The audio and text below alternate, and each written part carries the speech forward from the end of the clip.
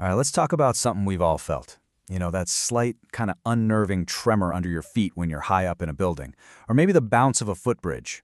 It's that feeling that makes you wonder, just for a split second, is this okay? Well, today we're going to pull back the curtain on that unseen shake and get into the incredible engineering that's designed to keep our world feeling perfectly still. Seriously, think about it for a second. You're just minding your own business at the office, maybe you're at the gym, or even just crossing a pedestrian bridge, and you feel it, that little bounce, that sway, and that little voice in your head immediately goes, wait, is this supposed to do that? The answer? It's probably not what you think. That's right. That little vibration isn't a bug, it's a feature. It turns out that the very things that make our buildings so light, so efficient, and so spacious are the same things that make them more sensitive to movement. It's this wild paradox. So, what is really going on beneath your feet? So first things first, we need to kind of reframe the problem here. This isn't about the building being unstable or about to collapse. It's about something much more personal, actually. It's all about human comfort. This really gets to the heart of it. A building can be structurally perfect, 100% safe by the numbers. But if the people inside feel unsafe because the floor is always shaking, well, from a human perspective, that design has failed. It's not just about engineering a structure, it's about engineering a feeling of security. Okay, so if it's not a sign of weakness, what in the world is actually causing these vibrations? Let's dive into the science behind it all and see what's making things move. It turns out there are basically two main culprits. The first one, it's us. Human activity. People walking around, a group fitness class, you name it. That's what creates those really localized, kind of quick floor vibrations. And the second one is just nature. It's the wind. The wind causes a much slower, low-frequency sway across the entire building. Two totally different forces, but both are completely normal. But here's where it gets really interesting. The real problem isn't just any old vibration. It's a phenomenon called resonance. See, every single structure has a natural frequency, a rhythm it just wants to vibrate at. And if a repeated force, like footsteps, at just the right pace, hits that exact same rhythm, boom, the vibrations amplify. They just get bigger and bigger. It's exactly like pushing a kid on a swing. You give small, perfectly timed pushes, and they go higher and higher. The same physics can make a whole floor feel like a trampoline. So, we figured out that vibration is really a comfort issue. But that creates a huge new problem, right? How do you design for a feeling? How do you put a number on what's annoying? This is where the subjective world of human feelings crashes right into the objective world of engineering. You can't just write, make it feel solid on the blueprints.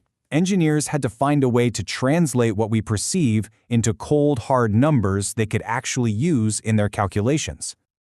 And this is their really clever solution, serviceability limits. This idea is so important. Instead of just designing a building to not fall down, which is kind of the base level, right? They also design it to not vibrate past a very specific calculated limit. It's basically a performance standard for comfort. And the crucial part is, what's acceptable totally changes depending on the context. Think about it. In a high-tech lab with electron microscopes, the acceptable vibration level is practically zero. But for a busy shopping mall or a footbridge, we kind of expect a little bounce. It feels normal. So engineers have to set these limits based entirely on how we're going to use the space. Okay, so we know why buildings shake, and we know how engineers measure it. Now for the really cool part, how do they actually stop it? Let's look at the actual tools they use to engineer that feeling of stillness. At the end of the day, it really boils down to three main strategies. It's like an engineer's toolkit for controlling vibrations. You can add more mass, you can increase the stiffness, or you can introduce something called damping. Let's break down how each one works. First up is mass. This one is the most intuitive, the one that makes the most sense right off the bat.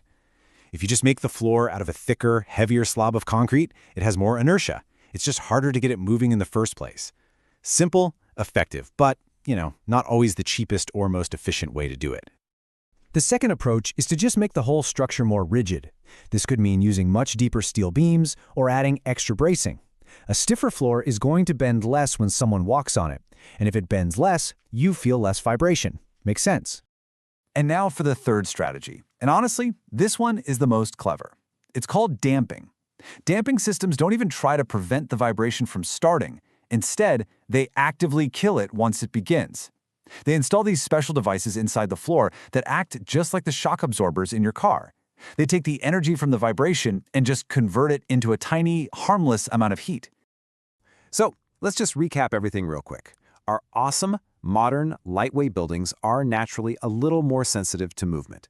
That shake you feel isn't a danger signal, it's a comfort issue and is caused by us and by the wind. And to solve it, engineers design for a feeling using those serviceability limits, and they control it by adding mass, making things stiffer, or using those clever damping systems. And all of this leaves us with a really big question for the future. As we keep building structures that are lighter, taller, and more efficient than ever before, the real challenge isn't just making them strong enough to stand up, it's making them feel like they aren't moving at all. The next great frontier in architecture might not be what we can see, but what we don't feel. Thanks so much for watching.